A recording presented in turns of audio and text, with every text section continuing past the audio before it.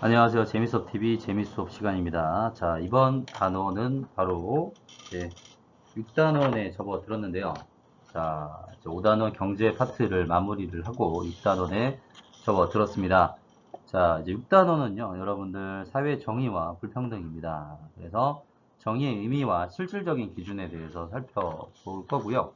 정의는 또 그에 맞는 역할을 하고 있다는 사실을 좀 기억해 두시기 바라겠습니다. 자, 1번. 정의의 일반적인 의미를 이해하고 말할 수 있다. 그래서 수업 끝났을 때 여러분들이 정의의 일반적인 의미 이해하고 말할 수 있으셔야 되고요. 2번. 정의의 역할을 개인과 공동체 측면을 고려해서 설명해야 된다. 개인과 공동체, 개인주의냐 공동체주의냐를 둘을 구분해서 여러분들 이번 수업 좀 따라와 주셨으면 좋겠습니다. 자, 정의의 의미와 역할. 한정된 재화의 분배 기준입니다. 자, 교과서 166쪽인데요. 지금 신약 개발입니다. 가상의 상황에서 희귀병 치료제입니다. 이게 희귀병 치료제인데 이 희귀병 치료제를 과연 누구에게 줘야 될까요? 자, 지금 돈이 많은 사람. 그 다음에 어떤 사람이죠? 신약 개발하는데 결정적인 역할을 한 사람. 그 다음에 여기 지금 이 신약이 꼭 필요한 위급한 사람입니다. 자, 그러면 사실 분배 기준을 봤을 때 이 얘기를 좀 해주고 싶은데 이 사람은 지금 이 신약을 구매할 수 있는 능력이 있는 사람이고요. 그 다음에 이 사람은 이 신약 개발에 업적을 가지고 있습니다. 그 다음에 이제 마지막 사람은 이 위독한 약이 필요한 사람이다라는 거죠. 자, 이 세 가지 어떤 분배 기준 여러분들 잘 한번 살펴보시고요. 이번 수업을 꿰뚫는 하나의 핵심 주제입니다. 자, 위와 같은 상황에서 치료제를 가져야 할 사람은 누구인지, 그 이유는 무엇인지 한번 수업 시간에 좀 얘기해보면 상당히 좋을 것 같은데 일단은 한번 얘기해보도록 하죠. 자, 여러분 다 생각하셨나요? 자, 생명이 위독한 사람이 치료제를 가져야 된다. 왜냐하면 그렇죠. 가장 절박하게 치료제가 필요한 사람이기 때문이다. 또한 치료제의 본래 목적은 생명을 살리기 위해서 위한 것이기 때문에 목적에 맞게 사용되어야 하는 것이 옳다고 생각한다라는 거죠. 자, 이제 정의를 한번 가볼 건데 정의 한번 가보겠습니다. 정의를 우리가 이번에 정의를 해야 된다라는 거죠. 자, 플라톤이라는 학자는 이렇게 얘기를 합니다. 국가가 지녀야 할 가장 필수적인 덕목. 자, 플라톤은 이런 얘기를 해요. 여러분들, 우리의 몸을 세 등분으로 나눕니다. 네, 선생님 뭐 그림을 잘 그리는 건 아니지만 좀 따라와 주십시오. 머리, 가슴, 배로 구분하는데 이걸 사회에 그대로 투영을 시켜요. 그래서 머리 층은 주로 이제 지배자층입니다. 귀족이고요. 가슴은 군인, 배는 농민입니다. 근데 각자 지녀야 될 어떤 덕이, 필수적인 덕이 있어야 된다고 얘기를 하는데, 머리는 뭐가 있어야 돼요, 여러분들? 그렇죠. 지혜가 있어야 되겠죠. 그 다음에 가슴은 군인들은 나가서 싸워서 열심히 용기를 가지고 싸워야 되겠죠. 그 다음에 농민들은 절제를 하면서 생산에 이바지해야 된다라는 겁니다. 자, 이러한 덕들이 서로 이제 이 국가 안에서 조화를 이룰 때 정의라는 덕이 만들어진다. 정의라는 덕이 만들어진다라는 거죠. 그래서 플라톤은 굉장히 이제 어떤 보수적인 관점이 있습니다. 신분 상승, 신분 이동에 대한 얘기는 하지 않고요. 각자의 위치에서 각자의 역할을 다할 때, 그 국가가 굉장히 정의로운 국가로서 성장할 수 있다고 얘기를 하고 있습니다. 자, 그 다음에 공자는 천하의 바른 정도를 이룬다. 이런 사회를 이제 대동사회라고 얘기를 합니다. 대동사회. 대동사회라고 얘기를 하고요. 이런 사회는 정명이 지켜지는 사회라고 얘기를 합니다. 바른 이름이라고 얘기를 하는데 이런 말 들어보셨는지 모르겠습니다. 군군, 신신, 부부자자. 자, 임금은 임금답게, 신하는 신하답게, 부모는 부모답게, 자식은 자식답게. 좀 약간 비슷하죠. 여기 이제 정명과 어떤 플라톤이 얘기했던 이런 각자의 위치에서 각자의 이름을 다하자, 각자의 역할을 다하자라는 거. 그게 정의라고 이제 서양에서는 이렇게 정의를 했고요. 동양에서는 이렇게 정의를 했습니다. 자, 정의. 정의란 과연 무엇일까요? 여러분들. 수업 시간에 맨날 정의란 뭐냐? 이렇게 얘기하면 justice 막 이렇게 얘기를 하는데 이 정의라는 말 한번 보겠습니다. 일단은 이 발을 정자, 선생님들이 발을 정자를 쓰는데 이거랑 이제 이 글자의 합성어죠. 이렇게 하나 떼보면서 이제 본다면 하나라는 뜻이죠. 이거 하나 일이고요. 이거는 머문다는 뜻입니다. 머물다. 결국 하나에 머문다라는 겁니다. 하나에 머문다. 자, 여기서 이 말을 분석해 보면 정은 두 의미를 지녀요. 하나는 옳다라는 의미이고요. 다른 하나는 그게 옳다라는 사실을 안다라는 거죠. 옳다라는 것을 알고 다른 하나는 머무는 바를 따르고 하나에서 머문다라는 의미라는 겁니다. 그래서 하나는 기준 혹은 원칙을 얘기하고요. 이거는 자, 이는 이제 이는 원칙, 기준 뭐 이런 걸 얘기를 하고요. 그다음에 머물다. 이거는 이제 다른 말로 얘기하면 따르다. 네, 하나의 원칙과 기준을 따른다라는 겁니다. 그래서 사실 뭐 그런 거 있죠. 원칙이 바뀐다든지 기준이 바뀌게 되면 사람들이 이제 불평불만을 내놓습니다. 이게 정의롭지 못하다라고 얘기를 하죠.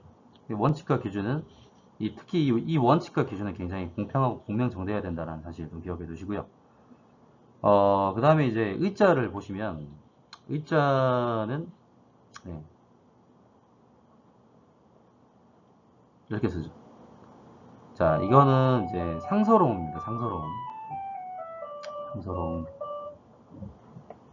그 다음에 플러스 이거죠, 여기. 나자죠. 그렇죠. 이 합쳐진 글자인데 이제 설문의자라는 책에서 의는 나의 당당한 태도, 이러한 나를 따르는 것이 상스러운 것이다 라고 해석을 합니다. 사람은 자신의 행위에 부끄러움이 없을 때, 즉 옳은 행위를 하고 바른 길을 갈 때 비로소 당당해진다 라고 얘기를 하는 거죠. 그래서 맹자는 이런 얘기를 합니다. 옳지 못한 생각과 행위를 부끄러워하고 미워하는 마음이 의의 단서다 라고 얘기합니다. 자, 그래서 의를 이제 한번 정의를 해보자면 옳지 못한 생각과 행위를 부끄러워하고 이제 당당한 나를 따라 옳은 길로 나아가는 것이다. 네. 이러한 길을 가는 것이 상서로운 길로 가는 것이다. 라고 얘기를 합니다. 그래서 이 정의라는 것은 사람이 가야 할 바른 길, 마땅한 길이라고 보시면 되겠죠. 그렇죠? 자, 근데 이제 아까 방금 말씀드렸다시피 이 기준이나 이런 원칙들은 시대나 상황에 따라 또 달라질 수도 있습니다. 개인과 개인, 집단과 집단 사이에 이해관계에 따라 좀 변할 수도 있지만 또 그 절대적인 기준과 보편적인 원칙 변할 수도 있지만 절대적인 기준과 보편적인 원칙은 시대나 상황을 막론해서 네, 보편성을 지닐 수도 있다라는 겁니다. 자, 2번 각자에게 각자의 몫을 주는 것. 자, 이거는 분배와 관련이 있죠. 그렇죠. 분배와 관련이 있다. 동일한 경우를 동일하게 취급하고 다른 것은 다르게 취급하는 것이다.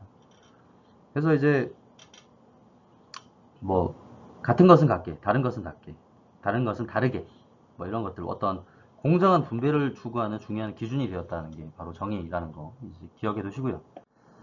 자, 정의에 대한 소크라테스와 트라시마코스의 대화입니다. 자, 소크라테스는 윤리학사적으로 봤을 때 절대론을 주장하고요. 그 다음에 트라시마코스는 상대론을 주장합니다. 이제 상대론자들은 불가지론자라고 얘기하죠. 우리가 알 수 있는 것은 아무것도 없다라고 얘기하고 개변론을 막 이제 일삼는데 뭐 예를 들자면 뭐 이 비유를 그런 걸 많이 들어요. 상대론자들은 날아가는 화살은 멈춰 있다라고 얘기를 합니다. 뭐냐면 날아가는 화살을 이렇게 나누어서 보면 어떠하다? 이런 단면만을 봤을 때는 화살은 멈춰 있다라고 얘기를 하는 궤변론을 막 일삼는데 사실 이 상대론자들이 상당히 이제 그리스 초기에는 각광을 받습니다. 왜냐하면 전쟁 이후에 전리품들을 많이 가져오게 되면 법정에서 이제 다투게 돼요. 법정에서 다투게 되면 어떤 사람이 승리를 합니까? 그렇죠. 말 잘하는 사람이 승리하죠. 그래서 이제 상대론자들은 어떤 논리학, 뭐 수사학, 뭐 이런 것들, 특히 수사학을 강조해서 말을 잘하는 법들을 사람들에게 이제 돈을 받고 강의를 합니다. 근데 그때 이제 이 상대주의자론자들을 박살내고 다녔던 사람이 소크라테스예요. 그래서 진리는 상대적이다? 너희들 진리가 상대적이라고 얘기하는데 그러면 상대적인 진리는 진리라고 부를 수 없지 않나라고 예, 단박에 한 방에 상대주의론자들을 비판을 하면서 예, 그리스의 어떤 주류 철학을 만든 이제 학자이기도 합니다. 그렇죠. 진리가 상대적일 수 있나요, 여러분들? 진리가 상대적이면 더 이상 그 진리는 진리가 아니기 때문에 어, 예, 논리학적으로 단박에 드라시마코스 이제 상대주의자들을 막 이제 때려 부수기 시작합니다. 그래서 이제 사실 그때 그 그리스에 있으면 신전이 있었는데 거기에 이제 약간 좀 뭐라고 해야 될까요? 뭐 점성술사 혹은 점성술사는 아니고 거기에 살고 있는 뭐 신을 모시는 분이 있습니다. 그 어떤 정치적인 권한이 상당히 막강한 분인데 이제 사람들이 가가지고 이제 질문을 막 던져요. 그리스 아테네에서 가장 지혜로운 자는 누굽니까? 라고 이제 어떤 사람이 가서 그 신전을 관리하고 있는 사람에게 질문을 던집니다. 뭐 그 사람은 신관을 이제 볼 수는 없어요. 볼 수는 없는데 뭐 그거 상상하시면 될 것 같습니다. 뭐 그런 거 있죠. 성당 가면 고해성사 볼 때 신부님도 신자가 누군지 모르는 그런 상태에 있죠. 이제 여쭤보는 겁니다. 신관한테. 그리스 아테네에서 가장 지혜로운 자는 누굽니까? 신관이 자기 이름을 댈 줄 알았는데 소크라테스다라고 얘기할 정도로 굉장히 지혜로운 사람이라고 얘기를 하는데 이 두 사람이 이제 정의에 대해서 얘기를 하고 있습니다. 소크라테스는요, 법에 의해 실현되는 정의 역시 통치받는 사람의 이익을 고려할 수밖에 없다. 자, 법은 누가 만들죠? 그렇죠. 통치하는 사람이 만들죠. 근데 그 법도 통치자 역시 이 법에 의해서 통치받는 사람이기 때문에 통치받는 사람의 이익을 고려할 수밖에 없다고 얘기를 하는데 트라시마코스는 정의는 강자의 이익이다라고 얘기를 하고 있습니다. 결국 소크라테스는 약자에게도 이익이 있고요. 트라시마코스는 정의의 관점에서 봤을 때 강자에게만 이익이 있다. 상당히 냉소적으로 얘기를 하고 있습니다. 소크라테스도 그런 점을 비판적으로 인식하지만요. 근본적으로 정의의 덕은 지혜이자 행복을 가져다주는 이상적 목표가 되어야 함을 말하고 있다고 얘기를 하고 있습니다. 여러분도 어떤 입장인가요? 네. 소크라테스는 모든 지혜는 자신만을 위한 것이 아니라 상대방의 이익과 관련 있다고 얘기를 하고 있습니다. 사실 이것도 트라시마코스 말도 맞고요. 소크라테스의 말도 맞아요. 그래서 너무 이분법적으로 생각을 안 하셨으면 좋겠습니다. 우리가 법을 보면 그런 말 있잖아요. 트라시마코스는 기원전 사람이지만 현대사회를 잘 나타내고 있는 네, 현상을 잘 얘기해주고 있습니다. 유전, 무전, 유죄. 네, 돈 없고 백 없는 사람들을 법에 의해서 처벌받기도 하지만 그렇다고 해서 돈과 백이 있다고 해서 법망을 모두 벗어날 수 있는 것은 아니죠. 그렇죠. 둘 다 많은 얘기들을 하고 있습니다. 현대사회의 어떤 실상으로 보자면 자, 정의의 역할입니다. 분배의 기준을 마련합니다. 첫 번째, 개인의 권리와 의무, 공동체가 이룩한 성과와 공동체가 가져야 할 부담을 공정하게 배분하는 기준이다. 두 번째, 사회적 갈등과 분쟁을 해결하는 기준입니다. 개인선 그리고 공동선 이 사이에서 조화, 평화롭게 유지시켜주는 기준이 될 수 있고요. 세 번째, 사회제도의 개선 및 발전의 기준이 될 수 있습니다. 과거에는요, 근데 시민혁명을 통해서 정의의 내용이 헌법에 명시가 되었습니다. 영국 명예혁명의 경우에는 권리장전, 네, 독립선언문 이런 것들이 정의의 내용이 헌법에 명시가 됐고요.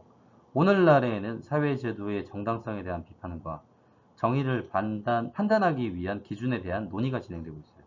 사회제도의 개선 및 발전의 어떤 기준이 되고 있다라는 거 기억해 두시고, 자, 볼테르라는 사람입니다. 자, 예전에 이제 루이 16세가 이제 그런 얘기를 하죠. 프랑스 혁명을 일으킨 장본인 루소와 볼테르에 의해서 나의 왕자는 네, 몰락하게 되었다. 이렇게 얘기를 하기도 했는데 계몽사상가 볼테르입니다. 개인의 자연권을 보호하는 것이 국가의 목적이다. 하나만 얘기해 볼까요? 생명권이죠. 그렇죠. 천부인권이죠. 천부인권, 생명권. 이런 것들은 국가의 목적이다라고 얘기합니다. 정의롭지 않은 법은 법이 아니다라고 말하고 있고요. 이 말은 정의가 법률과 제도의 정당성을 판단하고 비판하는 근거가 됨을 뜻한다라는.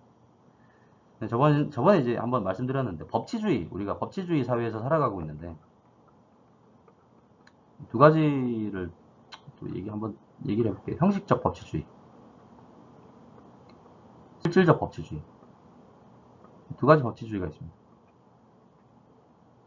한번 기억나시나요? 그럼 기억이 날 건데, 이거는 절차만 지키면 됩니다. 절차.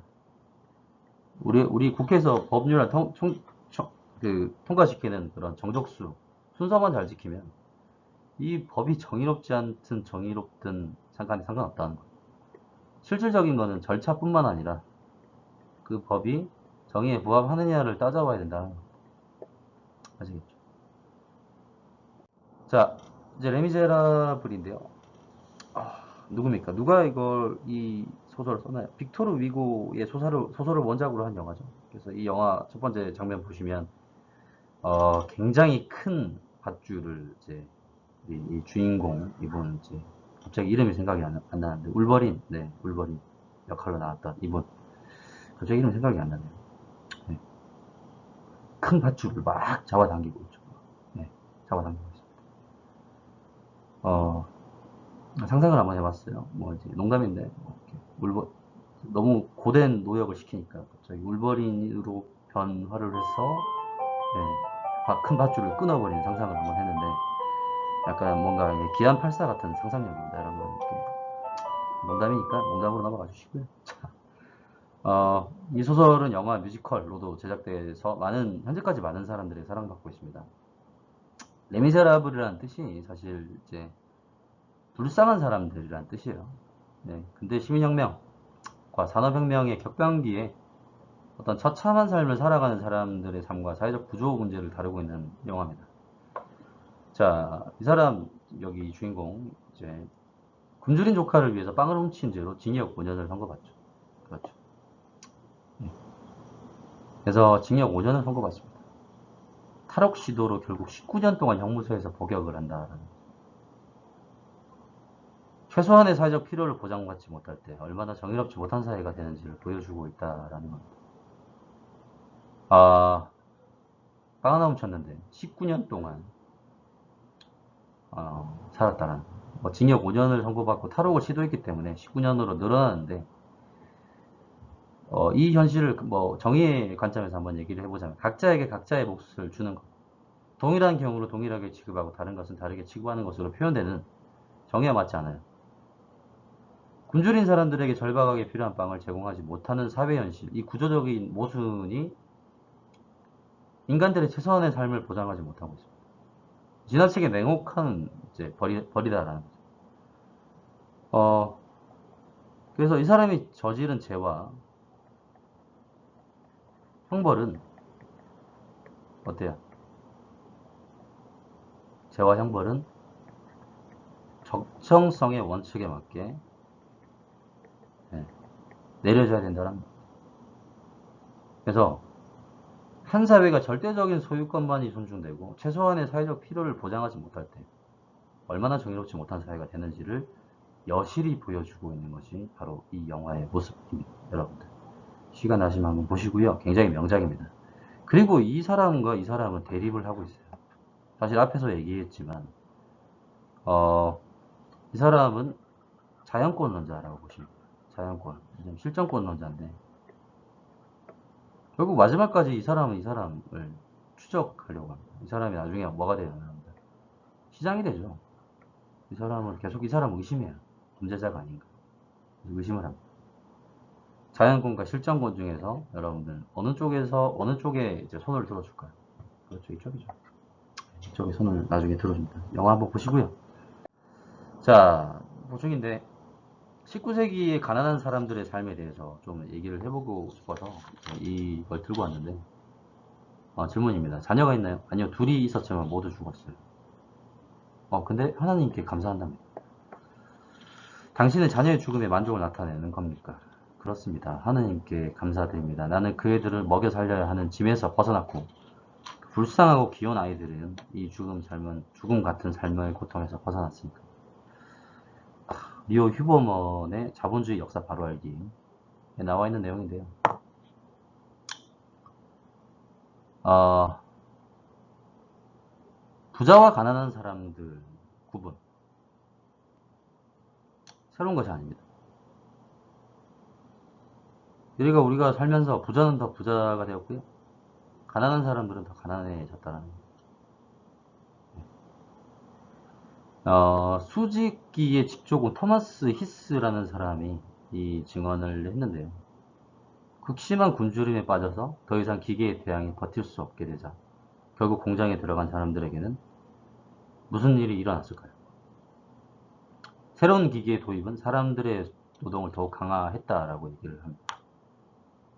그래서 기계는 끊임없이 돌아가고 가동되어야 했다. 그래서 새로운 발명으로 기계가 금세 고물이 될 수도 있었기 때문이다. 사람들은 노동 시간이 하루 16시간, 낯선 것이 아니었다고 얘기합니다.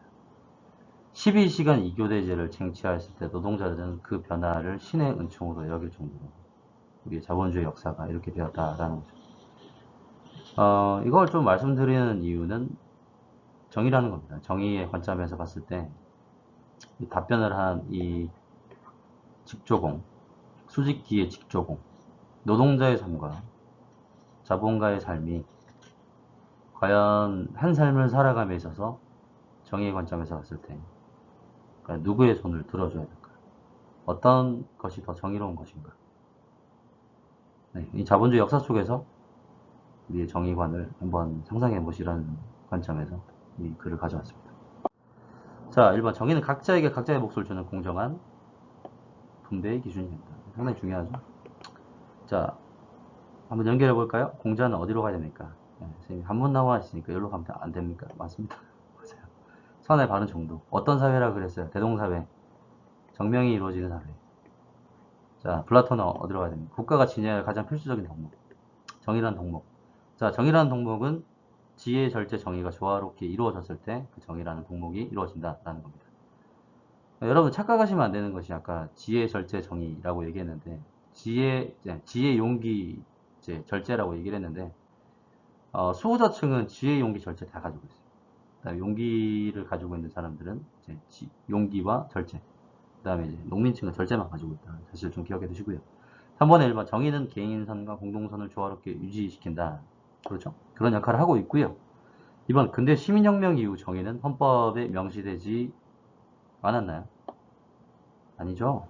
명예혁명, 권리장전, 혁명에서 권리장전으로 이어져 독립선언, 뭐 이런 것들이 이제 추후 헌법에 명시됐고요. 3번 오늘날은 정의의 기준에 비추어 사회 제도의 정당성에 대해 비판해야 되겠죠. 그렇죠. 자, 그래서 오늘 수업 다음 시간에 배울 내용은 이제 정의의 의미와 실질적 기준에 대해서 한번 살펴보도록 하겠습니다. 그래서 여러분들 뭐죠? 아까 우리가 처음에 살펴봤었던 거, 능력, 그 다음에 업적, 필요에 대해서 한번 살펴보도록 하겠습니다. 고생 많으셨고요. 오늘 수업 여기서 마무리하도록 하겠습니다. 감사합니다.